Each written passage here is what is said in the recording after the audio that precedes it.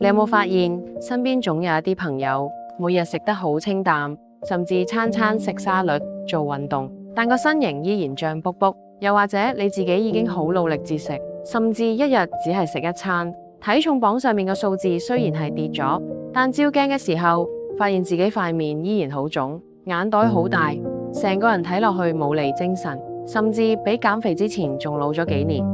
好多人以為呢種係單純嘅肥胖，但其實呢個係身體發出嘅求救信號。大家要明白，濕氣重唔單止會令你變濕胖，令你點減都減唔落嚟。最緊要係中醫話濕為萬病之源，體內濕氣一日唔除，可以話係百病從此生。今日我想同大家深度拆解呢本由中醫科學院專家翟許同黃柳青博士合著嘅《祛濕養腎健脾排毒》。可能大家唔知道，有時我哋以為嘅肥其實係濕。喺中醫理論入面，體內濕氣重會損傷脾胃陽氣。點解話百病生？因為濕氣會令你面部油脂分泌過多，生暗瘡，令你全身關節酸痛，周身無力。長期唔理佢，濕氣仲會誘發婦科炎症、皮膚病，甚至係惡性腫瘤等各種慢性疾病。今日我哋從中醫學嘅角度深度拆解導致濕氣重嘅原因，我仲會結合中醫食療嘅方法，教大家點樣去調理好我哋身體嘅排污系統。有一種肥胖係屬於港式壓力肥，佢根源唔係你啲肉，而係你體內多咗排唔走嘅廢水。我哋成日講濕氣，其實講得形象啲，就係你身體個污水處理系統塞咗。點解有啲人大魚大肉都瘦到好似馬騮咁？因為佢哋體內粒火夠旺。中醫認為心臟就好似太陽，佢產生嘅熱能會順住大動脈向下移，移到去小腸。喺中醫入面，呢個叫心火下移。小腸就好似一個高壓煲，正常人飲水入肚，心臟嘅爐夠熱，會令到小腸夠晒熱，水就會氣化成水蒸氣。水蒸氣會滋潤皮膚，之後變成汗同埋小便排走。但如果你體內個爐唔夠熱，粒火熄咗，呢啲水入到去入面，但氣化唔到，就會變成死水凝固喺度。龍船肚、大象腿就係咁樣得嚟嘅。對於香港人嚟講，長期坐喺冷氣房入面，中意飲凍飲，加上壓力大、思慮多，呢啲全部都係熄火生濕嘅溫床。如果脾虛濕困，你唔去疏通呢啲污水管，而係一味靠挨餓，咁你就算餓到暈，瘦落嚟嘅都只係肌肉，而嗰啲冰冷嘅脂肪依然會死纏爛打。接落嚟，我會結合書入面嘅精華，同埋一啲自己以前搜集翻嚟嘅排濕自救方法，同大家深度解釋。首先，認清敵人，點樣一眼睇出自己係真肥定係水腫？點解心火同小腸火先係減肥嘅關鍵？脾虛嘅影響有幾大？其次，一起深度解釋點解你食沙律、飲凍奶反而會越減越肥，而生薑先係你嘅救命草。最後同大家重點分享幾款針對唔同體質嘅祛濕湯方。好多人以為肥就係因為食得多，但作者喺書入面強調，脾虛先係肥胖嘅幕後黑手。中醫講嘅脾唔單止係消化器官，佢係你全身嘅物流中心同抽水泵。如果脾胃強壯，你食落肚嘅營養就會化成能量，但如果脾胃廢咗，呢啲嘢就變晒痰濕，亦即係你腰上面嗰啲肚腩肉。依家香港人有2個致命傷，直接熄滅咗呢粒火。第一個係久坐傷肉。中醫話脾主肌肉，如果你每日一坐就8-9個鐘，氣血完全唔流通，你個抽水泵就會因為缺乏動力而變得越嚟越懶，最後直情罷埋工。第二個係思慮過度。香港人壓力大，個腦24小時都停唔落嚟。以中醫嚟講就係思傷脾，你諗得太多，其實喺度燒緊你脾胃嘅能量。當個腦能耗過度，火就困喺上面落唔去，結果小腸凍冰冰，入面啲水氣化唔到，就凝固成死水同冰塊。呢啲就係你減唔走嘅脂肪。如果你體內個環境唔改，呢種排水系統壞咗嘅狀態，就係現代亞健康肥胖嘅縮影。好多人成日邊度肥就去做局部處理，但如果你唔去處理體內嘅整體環境，咁只係閉門留寇，即係話你將本身應該排出身體嘅濕毒，就咁硬生生塞返入身體入面。如果你個高壓煲依然係凍嘅，啲廢水依然會積聚喺體內，變成點減都減唔走嘅肥肉。除咗成日坐住同壓力大之外，最直接摧毀你氣化功能嘅就係成日食生冷嘢、凍檸茶、沙律、刺身。呢啲嘢係咪平時成日食嘅？呢啲生冷嘢一入肚就好似一盆凍水，直接淋熄咗脾胃運化所需嘅火種。好多人會以為餐餐食沙律好健康，但其實多數生菜屬性偏涼，長期大量食用生冷沙律會消耗脾胃陽氣，令消化同埋運化水濕能力下降。身體對呢啲寒涼食物嘅處理需要消耗較多嘅脾胃陽氣，長期落嚟可能會出現胃寒、易腹脹、大便稀黏、疲倦等症狀，對脾虛、濕氣重或者本身怕凍嘅人特別唔好。生冷嘢之中，尤其係飲凍奶，牛奶本身偏寒，質地又比較黏稠，寒涼嘅性質加上黏稠嘅口感，可能會增加脾胃負擔，對消化能力較弱嘅人嚟講，容易出現濕氣積聚或者痰濕內生。作者喺本書入面重點提到，我哋身體其實係一個整體，一個身體狀態健康嘅靚女，同一個比較疲態、身形較圓潤嘅人之間，隔住嘅其實就係一個強健嘅脾。如果你只係靠挨餓去減肥，唔去調理脾虛，你瘦落嚟嘅只係支撐你生命嘅肌肉，而嗰啲濕胖嘅脂肪依然會死纏爛打。呢個就係點解好多人減肥減到面黃肌瘦，但個肚腩依然仲喺度嘅原因。咁既然揾到咗病根，我哋點樣先可以將呢個壞咗嘅抽水泵整返好呢？作者喺書入面推薦咗一啲好簡單又好有效嘅食療方，可以幫我哋由內到外進行大掃除。我哋要利用食物嘅力量，將盤踞喺體內嘅污水排走。但喺講藥方之前，大家一定要記住一個核心密碼：熱。食嘢要食溫熱食物，飲水只飲溫水，甚至係薑早茶。薑可以振奮陽氣，好似太陽咁曬乾你體內嘅積液。而薑早茶好適合體寒嘅人飲用。呢度講下薑早茶嘅做法：將生薑片3到4片，去核紅棗5到8粒，紅棗最好係剁碎，咁樣更容易出味。加水煮滾後，轉文火煮15到20分鐘就可以。但飲用薑早茶要注意以下事項，因為薑屬熱性食物，唔建議晚上飲。早上9點到11點之間係脾經當令時，空腹飲效果最好。體質燥熱、糖尿病患者、感冒同咽喉腫痛唔適宜飲用。薑早茶亦唔建議日日長期飲用，以免上火。接落嚟，我想同大家介紹一下5款好有效嘅去濕茶。每一款我都會詳細講解點樣做，點解要咁樣配，適合咩人飲，同埋需要注意嘅事項。你一定要根據返自己嘅實際情況去選擇，千祈唔好盲目跟風。首先係茯苓薏米茶，屬於最基礎、最經典嘅去濕組合。茯苓係中醫淡滲利濕嘅代表藥。所謂淡滲，即係藥性平淡，但可以將體內濕氣慢慢滲透排出，再透過小解排走。茯苓性味平和，不寒不熱，寒濕、熱濕嘅體質都適用。除咗去濕外，仲有健脾嘅作用，可以提升脾胃運化嘅功能。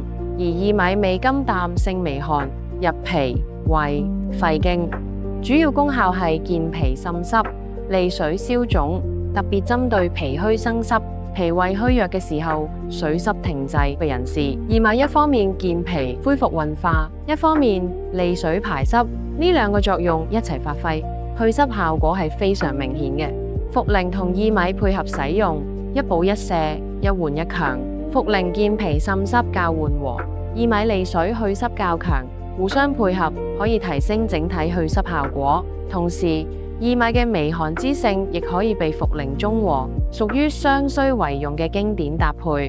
呢味去濕茶具體做法就係準備茯苓10克，薏米15克。呢個比例係因為薏米去濕力較強，所以用量會比較多。但薏米性微寒，用多會傷陽氣。所以呢個配比係臨床反覆調整後比較適合大部分人飲用。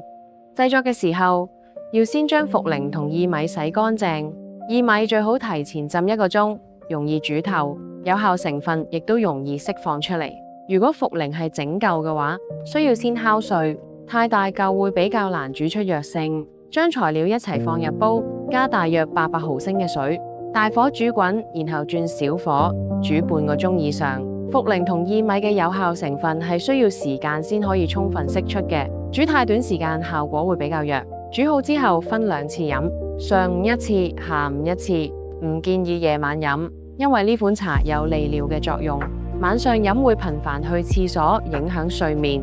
最好係趁溫熱飲用，唔好放涼，更加唔好飲凍咗嘅去濕茶，否則會加重濕氣問題。呢款茶適合嗰啲容易水腫嘅人，例如朝早眼腫、面腫、小腿按落有凹陷，或者小便唔暢順、飲水多但尿少、身體有滯水感嘅人。另外，嗰啲濕氣重仲兼有心悸、失眠嘅人亦都適合，因為茯苓有安神嘅作用。我哋介紹嘅第2款茶係陳皮山楂茶，主要針對脾虛兼有食積嘅體質。所謂食積，即係食物消化唔到，停滯喺腸胃。常見症狀包括胃脹、肚脹、食少少嘢就飽、打思噎同埋反酸。呢種情況單用茯苓、薏米係唔夠嘅，一定要加理氣消食嘅藥材。呢度嘅陳皮唔係普通嘅金皮，要放夠3年以上先算合格。新鮮金皮生散力強，易耗元氣，放耐咗之後，呢種生散之性會減弱，嗰種理氣而不傷氣嘅特性先至會顯現出嚟。陳皮入脾肺經，主要作用係理氣健脾、燥濕化痰。咁咩叫理氣呢？其實脾胃運化好似氣機流通，一旦氣滯就會影響消化。陳皮可以疏通氣機，令運化恢復順暢，同時幫助化濕，亦適合脾胃虛寒、怕凍嘅人士。而山楂味酸甘，性微溫，入脾、胃、肝經，主要功效係消肉食積滯，亦可活血化瘀，對油膩飲食導致嘅消化不良特別有效。現代研究亦顯示，山楂有助促進消化，降低血脂，適合痰濕體質以及血脂偏高嘅人士。陳皮配山楂，一個理氣通滯，一個消食化積，等於同時處理氣機同積滯嘅問題，並兼顧燥濕同化瘀。準備陳皮5克，山楂10克。陳皮唔好用太多，否則消耗元氣。山楂都唔好過量，太酸反而會傷胃。做法係先將陳皮同山楂洗乾淨。陳皮如果係成嚿嘅，可以撕成小片。陳皮同山楂一齊用95度以上熱水沖泡，加蓋焗10分鐘，等有效成分充分滲出嚟。點解呢款茶用焗而唔係用煮呢？因為陳皮同山楂嘅有效成分比較容易溶解，而且佢哋含有芳香類物質，煮得太耐反而會揮發晒。用焗呢個方法既簡單又能保證效果。焗好之後可以反覆回沖，通常可以反覆沖泡3到4次至味淡為止。而飲用時間建議飯後半個鐘到1個鐘，有助消化，特別適合大餐或油膩飲食後飲用。呢款茶邊啲人最適合飲？首先係經常消化不良嘅人，食完飯胃脹，食少少嘢就飽，呢個就係脾胃虛弱、運化無力。其次係脷苔厚，仲有口臭嘅人。口臭通常係胃入面有食積，啲濁氣向上湧。再者係體型偏肥、大肚腩嘅人，呢類人通常係痰濕體質，食入去嘅嘢變晒脂肪。最後係血脂高、脂肪肝嘅朋友，呢啲都屬於痰濕範疇。陳皮山楂茶有好正嘅調理作用，不過要提醒大家，如果你胃酸過多，成日火燒心、反酸，山楂就要慎用，因為佢會刺激胃酸分泌。呢種情況可以減少山楂用量，或只用陳皮代替。孕婦亦需注意，山楂有活血作用，懷孕初期不宜飲用。如果你係陰虛火旺嘅體質，即係成日口乾舌燥、手足心發熱，呢款茶都未必合適，因為陳皮同山楂都偏溫性。接落嚟要介紹嘅第3款茶係赤小豆慈實茶，主要針對腎虛濕重嘅體質。中醫認為，脾主運化水濕，腎主氣化水液，腎陽唔足時氣化失常，水液無法正常代謝，就會形成水濕積聚。赤小豆同紅豆唔同，赤小豆比較細粒，形狀細長，顏色深紅，屬藥用豆類，而紅豆就大粒啲，圓身啲，顏色偏暗，功效方面更加係差天共地。紅豆雖然有少少去濕作用，但藥力係唔夠嘅，而赤小豆功效以利水、消腫、解毒、排膿為主。佢藥性平和，味甘酸，入心經同小腸經，可以將體內多餘水濕由小解排出。而且佢有個特點係止瀉而不補。對於嗰啲水腫得好明顯嘅人，赤小豆絕對係必備藥材。而磁實味甘澀，性平，入脾、腎經，功效為補脾止瀉，既能健脾，又能固攝腎氣，改善尿頻、遺精、白帶等腎不固攝嘅問題，同時對脾虛引起嘅慢性腹瀉亦有效果。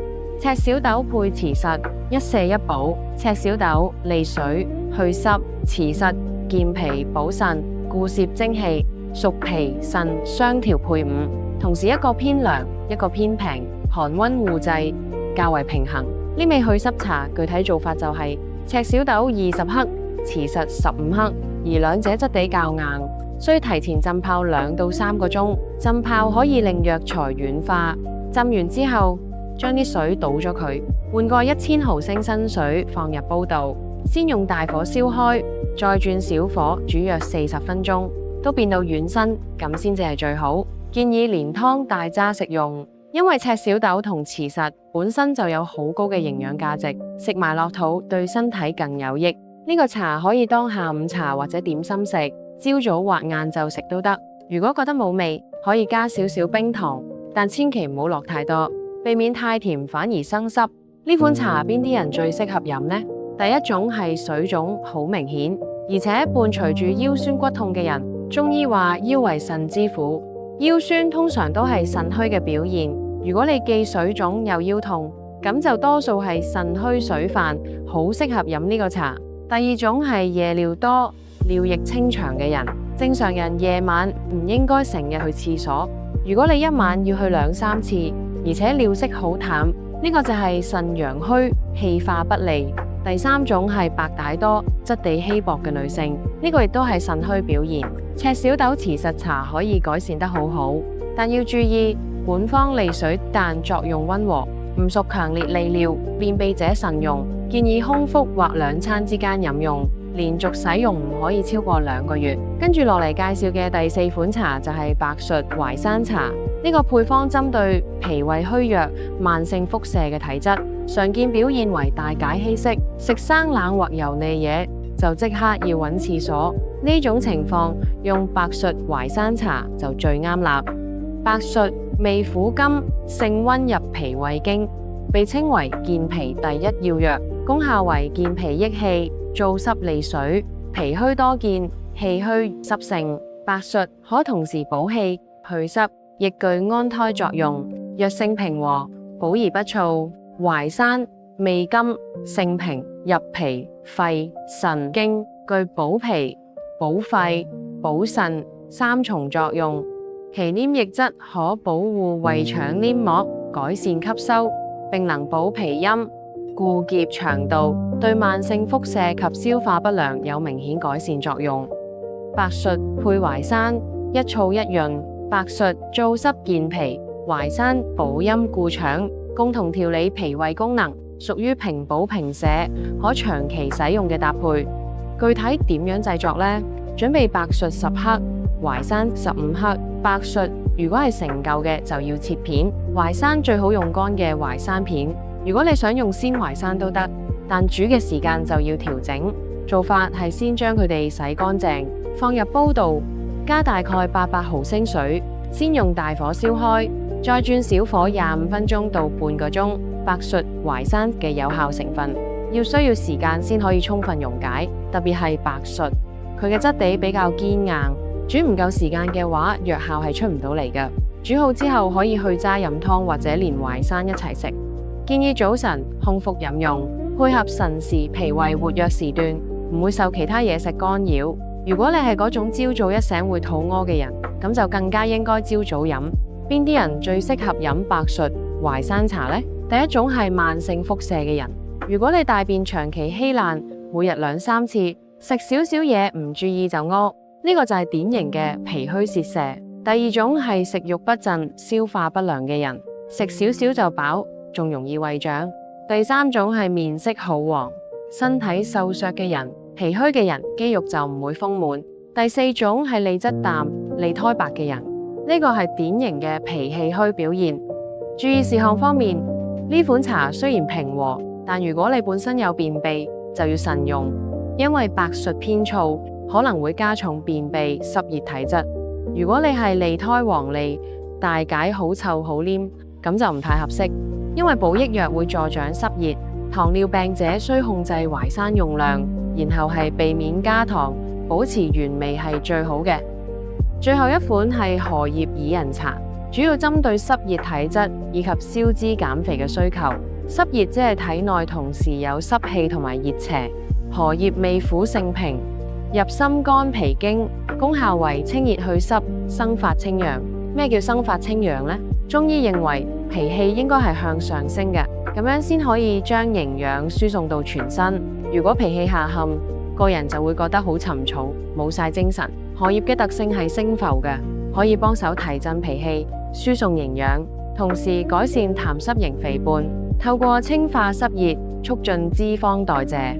其次係薏仁，頭先都講過佢可以健脾去濕，但係呢個配方入面，薏仁配合荷葉，增強去濕力量，同時平衡翻荷葉嘅升散作用。荷葉配薏仁，兩個一齊用，上下同治，加上荷葉升清，薏仁滲濕，一升一降，共同達到清熱去濕與消脂效果。做法係準備荷葉5克，薏仁15克，荷葉用乾嘅就得。如果有新鮮荷葉仲好，用量可以加倍。做法係洗乾淨之後擺入杯，用滾水沖泡，記住水溫一定要夠，最好係啱啱燒開嘅水。荷葉嘅有效成分係芳香類物質，煮得太耐會揮發晒，所以最好蓋好焗佢15分鐘。用焗嘅方法既簡單又保證藥效。泡好之後可以反覆回沖3到4次，每次飲完可以連薏仁都食埋。建議上午、下午飲用，避免夜間使用，以免影響睡眠，增加夜尿。邊啲人最適合飲？第一係濕熱體質嘅人，如果脷苔黃黃利利、大解、好臭、好黏，塊面容易出油山痘痘，呢啲就係熱。第二係肥胖嘅人，特別係大肚腩，呢啲痰濕耐咗，用佢消脂就最啱。